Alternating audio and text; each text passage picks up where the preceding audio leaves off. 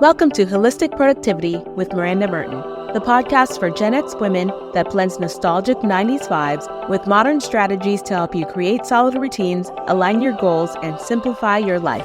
Get ready to make productivity personal, practical, and oh so powerful.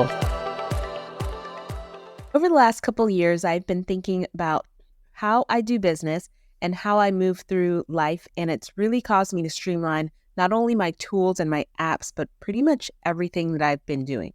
I'm not going to go minimalist per se, but I definitely am going more essential. So let's talk about the productivity tools that I'm officially leaving behind, the types of tools, and maybe in some cases specific tools, and what I'm going to replace them with or what I am just keeping going forward. Because sometimes simpler is really better. We live in a world where there's literally an app for everything.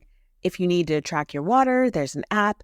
You want to plan your whole agenda for the day, there's an app for that. And a few months ago, I was trying to find just one app to do a number of different things for me really well. And unsurprisingly, I couldn't really find one that really fit the bill. I was looking for an app that I could track my habits, track my to-do lists, do my entire agenda for the day, and a few other things. And it really was frustrating because I ended up settling for stuff that I didn't really want or I didn't really like how they worked for me. You have to download like 10 to 12 different apps or tools. But here's the thing, when you're using 12 different tools to stay organized, are you really organized or are you just more overwhelmed? So before we get into the specific tools that I'm saying goodbye to, let's talk about why this even matters. The paradox of choice tells us that too many options actually makes us less productive, and we waste time deciding which tools to use instead of just getting things done. And sometimes fewer choices will give you more clarity and more peace of mind. So that's what we want to get to. And if you have ever switched between 3 different to-do list apps in a single month, then you know what I mean. And I'll give you an example. At the beginning of this year, I really wanted to find a great app that could do all of those things really well as far as a to-do list manager goes and a life manager goes. And there aren't a shortage of to-do apps in the App Store. I can promise you that I downloaded over 20 of them trying to find a really good one. And you would think that after trying so many apps, I would have a hard time deciding between which one was the best and deciding among a handful that were like so good I couldn't pick one. But it was actually the opposite for me. I couldn't find one that I loved in over 20 apps. And the problem was that in order to decide if they worked for me, I had to add my to-do lists and my projects over and over again to make sure I tried out the features and got a feel for how they worked and saw if they had the features that I wanted, which was super frustrating. And not only frustrating, but it was also a waste of time having to keep adding my same projects over and over again, my same to-do lists and checklists over and over again, so I can see how these apps work. And at the end of the day, unless you build an app yourself, it's never going to have exactly what you need and how you need it to work. So ultimately, what you have to do is decide on your must-haves and then move on. What's going to be the most important? What's going to keep the ball moving as far as your productivity is concerned? And if you're stuck in the land of trying everything under the sun and trying to find that one needle in the haystack that's going to be perfect, or if you just have analysis paralysis when it comes to deciding on the tools that you want to use or the tools you want to get rid of, then this is the moment to make a decision. All right, so let's get into it. Here are the top productivity tools that I am ditching in 2025 and what I'm going to be using instead. So first of all, let's talk about the overcomplicated project management tool. I love a good system, as you all know, but when your project management tool takes longer for you to maintain and understand than your actual projects, That's a problem. And this is especially a problem when you have team members that don't know how to use the darn thing properly. If you are using something like Notion, I want you to stick to simple dashboards that anyone can understand. If you bring in new people, they are immediately going to be able to use it. And resist the urge to download those massive templates you might see that you basically have to take a masterclass in order to customize them, especially if you're not really a complete master in understanding your project management tool, because you're going to download the templates and you're not really going to understand how it works. And it's never going to look the way that you thought it was going to look. For me, I do use Notion. I've got Notion boards that are easy to use. And if anyone I hire down the line, I know they'll be able to look at it and jump in right away and take over. Secondly, the complicated to-do list app. Of all the apps I tried earlier this year, I can say that I did finally find one that I am loving right now. It's simple enough to use and to understand right away. The aesthetic and the UI are very pleasant for me to look at. It's what I was looking for. And I know that you guys will understand. Sometimes an app works, but you just don't like how it looks. And I find that I do that a lot. I will find some apps and I'm like, this kind of does what it does, but I really don't like how the UX looks or how the UI looks, because I want to like what I'm looking at. I don't know if that's just me or if it is a thing that other people deal with, but that is also part of my problem. So the one I'm using right now, it has the features I need and I like how it looks. If you're interested to know which one that is, it's called Task Flow, and I'll drop a link for you down in the show notes. Number 3, the habit trackers.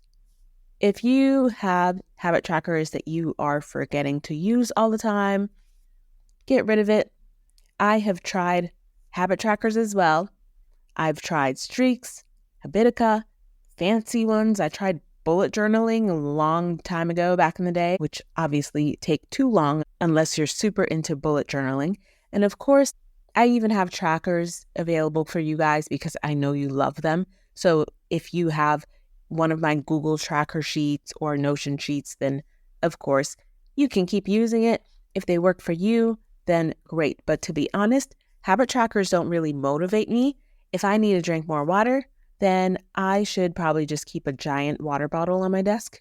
And if I need to take more steps, then I should set a recurring alarm on my phone that reminds me to get up and stretch every few hours.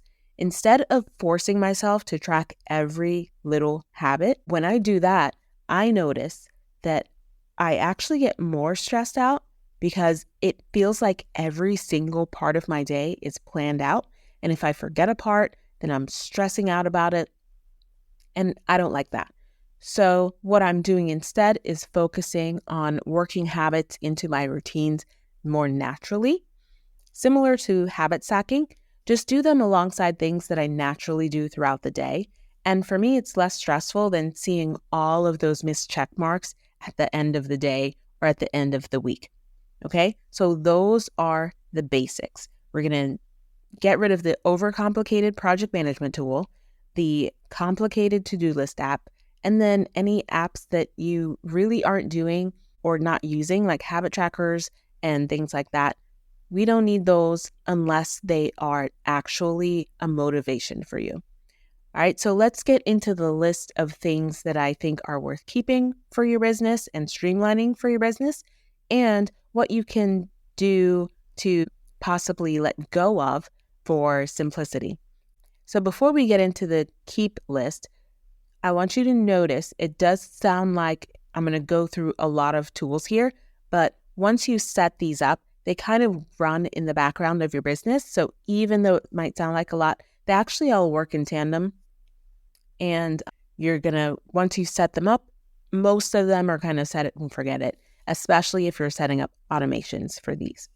All right. So going along with the project management software, if you have a business of any kind, especially if you have a team of any kind, you're probably going to need to keep your project management software. But I want you to pick one and actually use it. You're not going to bounce around between platforms. They all do the same thing essentially, but you just have to pick one, again, that feels best to you and you feel good using it, and then just stick with it, because it is a pain to migrate all of your projects and your tasks every 6 months or every year when you get the itch to switch it up because you're not quite sure if Asana or Trello or Notion or ClickUp is the one for you. So once you've figured it out, just pick one and stick with it. All right, the second one, your email marketing platform. If you don't have an email marketing platform, you're going to need to get one.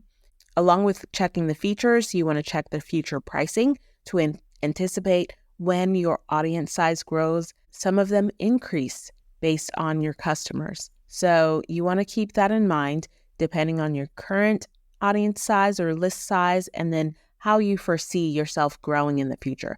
If you think you're going to stay more niche and small business, then that probably won't matter.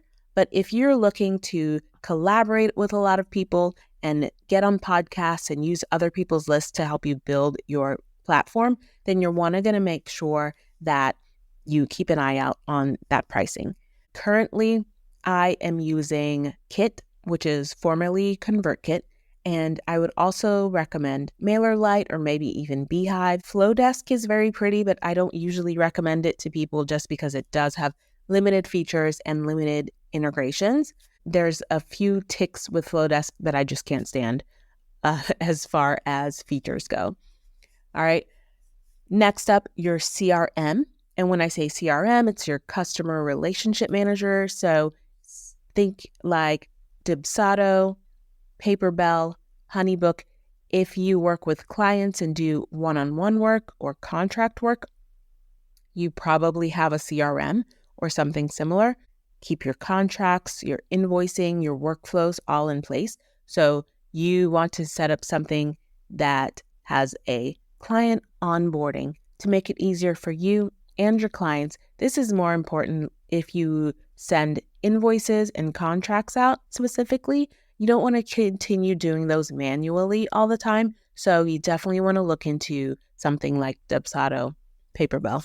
The next thing I would recommend is an AI-powered writing assistant like ChatGPT or Google Gemini, or definitely if you have Grammarly on your computer, you want to use something like that. So this is great for brainstorming, drafting your initial drafts of your content. ChatGPT is literally my best business bud now, and personal bud for that matter. I should name my chat pal because I talk to them all the time. Anything from definitions, blog ideas, recipes, and meal plannings, y'all, and travel planning. So good for planning things and travel and things like that. I even asked ChatGPT to help me find some new TV shows over the winter because I was bored and looking for something to watch based on what I liked, and it did pretty well. So another one that I want you to look into keeping your scheduling tools like Calendly or TidyCal. If you do not have a CRM like Honeybook, which will include your scheduler, so if you already have a Honeybook or Paperbell or something, you likely already have a scheduler attached to that. So you can keep that. That's going to be one less tool that you need to do. But if you don't have one of those CRMs, you definitely want to have a scheduling tool, and you can link that to your calendar instead of trying to go back and forth with people through email. You can just give them your schedule link and they can pick a time and you don't have to deal with it.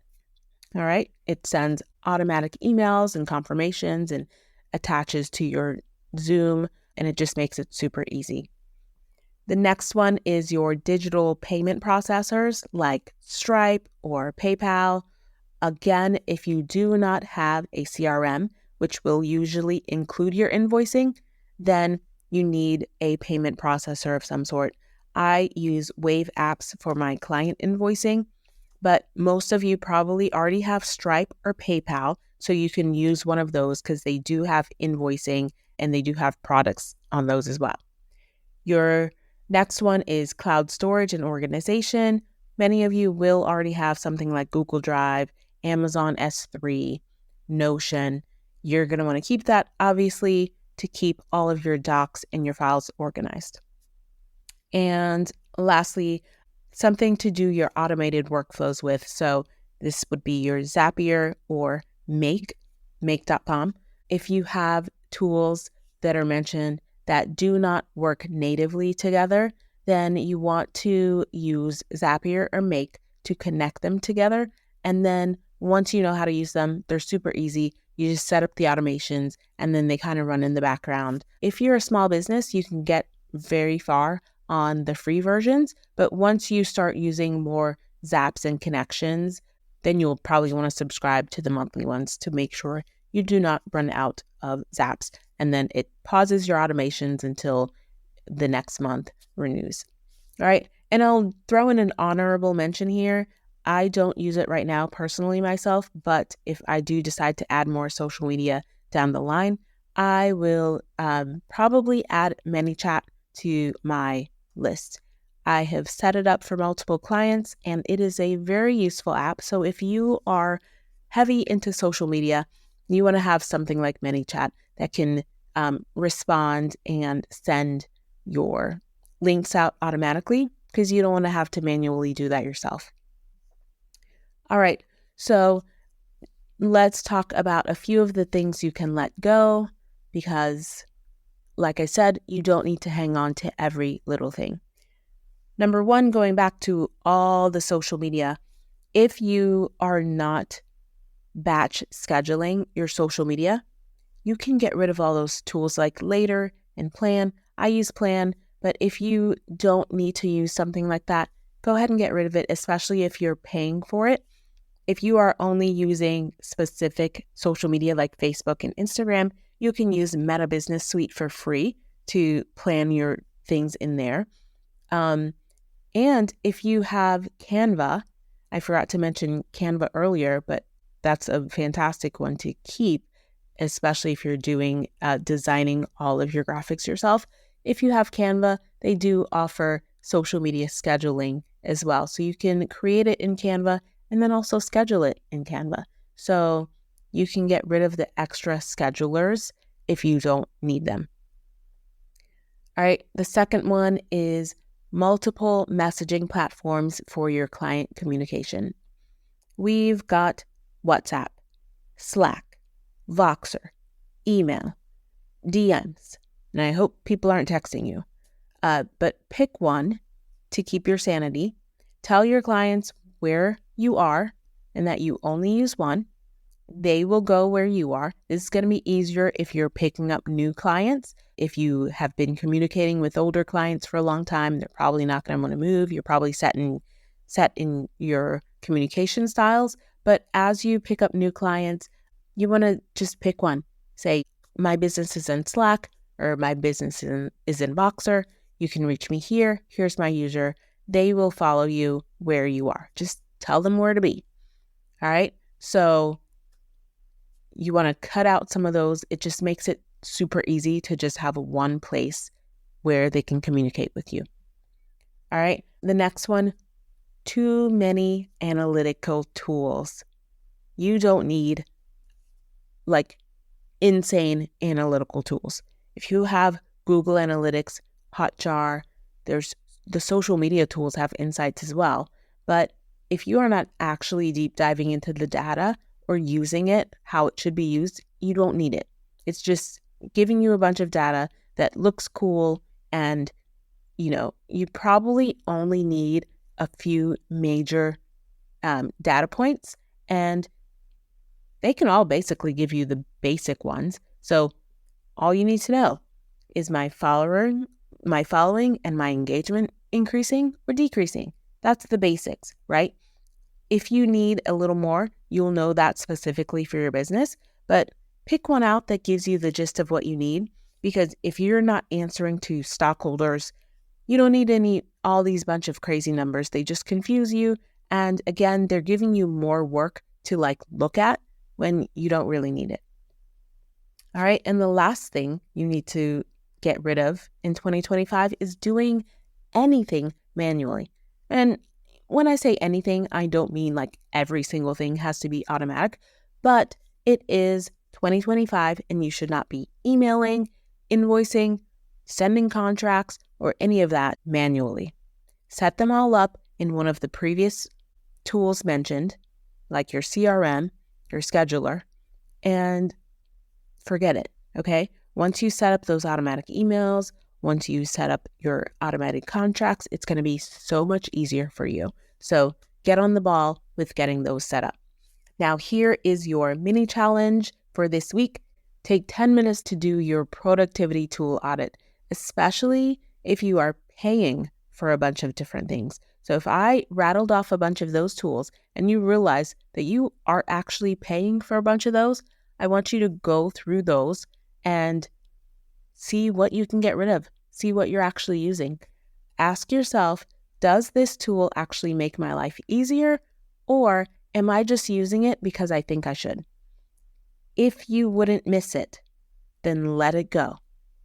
You should also check out all of the features of the tools that you think you use the most, and then see if they have any features that overlap. Because I guarantee you, some of these tools have things that overlap. I mentioned before the scheduling tools and the CRM tools, they're going to have overlapping things. I have clients that use multiple tools because they just like how different things work, but some of them do have overlapping features. And if you are open to change or open to learning how all of your tools work, you might be able to consolidate some of them. Okay, so that is it for today's episode.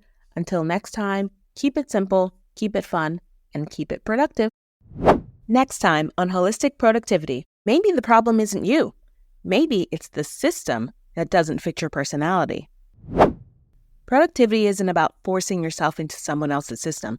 It's about understanding how you work best and building around that. If you hate strict schedules, why are you trying to time block every second of your day?